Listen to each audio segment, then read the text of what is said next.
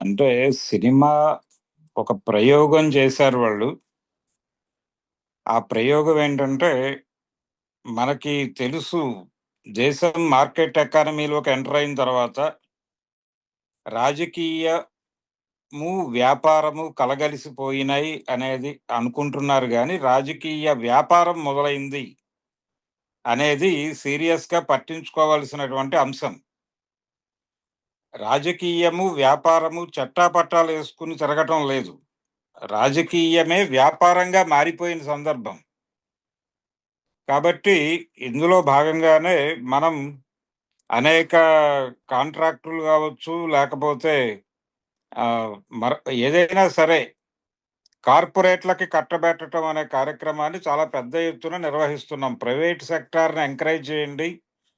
అలాగే పబ్లిక్ సెక్టార్‌ని మోతేసేయండి అనేది నినాదంగా globalisation LPG అంటాం మనం.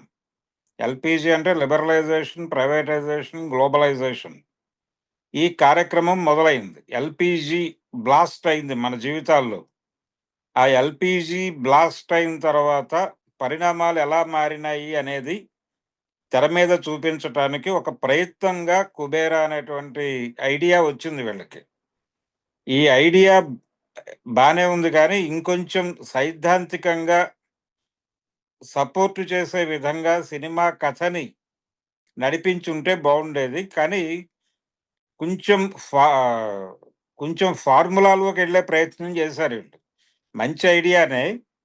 దాన్ని ఒక చేజింగ్ ఎపిసోడ్‌లు ఇలాంటివన్నీ రకరకాలు పెట్టుకున్నారు. దీనిలో అంటే 'శేఖర్ కమ్ములకేమో' ఆహ్, జరుగుతున్నది నిర్మొహమాటంగా చూపించేద్దాం అనేటువంటి ఒక అంకిత భావం ఉంది. కమిట్మెంట్ ఉందాయనకి. అలాగే ఆ రైటింగ్ టీమ్‌లో వాళ్ళకి కూడా కమిట్మెంట్ ఉంది.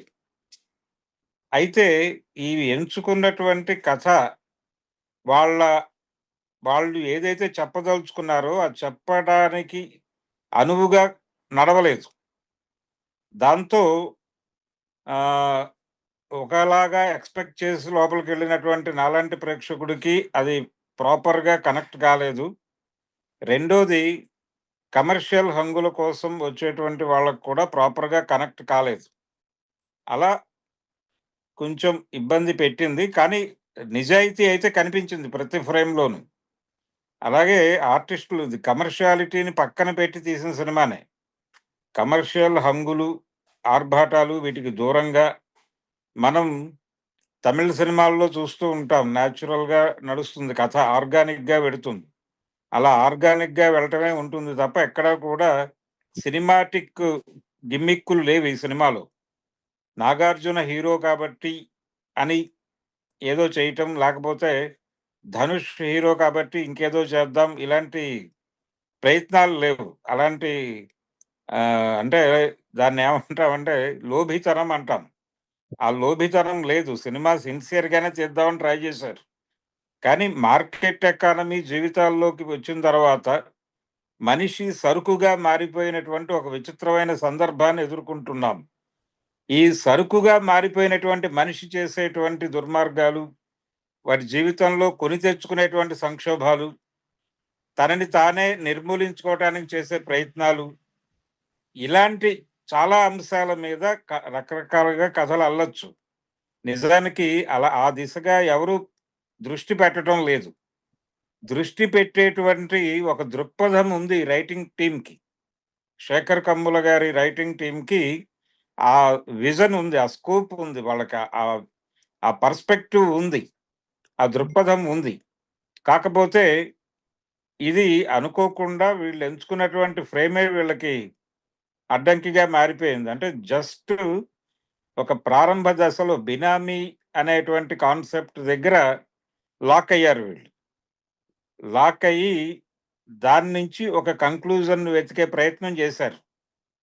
ఆ కంక్లూజన్ వెతకటం దగ్గర అది ఆ కథ వీళ్ళని నడిపించుకుంటూ వెళ్ళింది. ఆ లైన్ వీళ్ళనుకున్న లైనే వీళ్ళని డ్రైవ్ చేసుకుంటూ వెళ్ళింది గానీ, వీళ్ళు ప్రపంచానికి ఈ ఈ గ్లోబలైజేషను, ఈ లిబరలైజేషను, ప్రైవేటైజేషన్ వలన జరుగుతున్నటువంటి దారుణాలని చెప్పాలి అనేటువంటి వీళ్ళ ఆశయానికి ఈ నడక అడ్డంకిగా మారింది.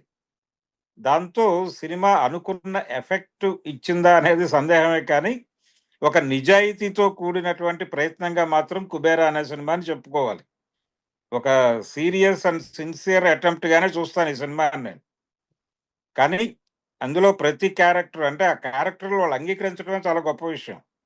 'నాగార్జున' గాని, 'ధనుష్' గాని, 'రష్మిక' గాని నిజానికి 'రష్మిక' క్యారెక్టర్ చాలా బాగా డిజైన్ చేశారు. చాలా బాగా నడిచింది ఆ క్యారెక్టర్. తను కూడా చాలా బాగా యాక్ట్ చేసింది. 'ధనుష్' అయితే జీవించాడు. 'నాగార్జున' గారు కొత్త ఇది. అంటే తను ఇలాంటి క్యారెక్టర్‌లు చాలా అద్భుతంగా పోర్ట్రేట్ చేయగలడు అనే ఒక అంటే పాస్‌పోర్ట్ ఆయనకి. 'నాగార్జున' గారు ఇప్పటివరకు చేసినటువంటి క్యారెక్టర్‌లు ఒక ఎత్తు. ఈ సినిమాలో క్యారెక్టర్ ఒక ఎత్తు. 'నాగార్జునలోని' నటుడిని పూర్తి స్థాయిలో ఎలివేట్ చేసినటువంటి సినిమాగా 'కుబేరా' అని చెప్పుకోవాలి. అలాగే ప్రతిదీ మ్యూజిక్ పరంగాను, టెక్నికల్‌గాను అన్ని విధాలుగాను సినిమా చాలా హై ఎండ్‌లోనే నడిచింది. అలాగే ఆ విలన్ క్యారెక్టర్స్ చేసినటువంటి పరభాషా నటులు కూడా చాలా బాగా పెర్ఫార్మ్ చేశారు. అలాగే ఫ్రేమింగ్ చాలా బావుంది. కెమెరా అలాగే టేకింగు దీనికి సంబంధించి అసలు వంక పెట్టాల్సిన అవసరం లేదు.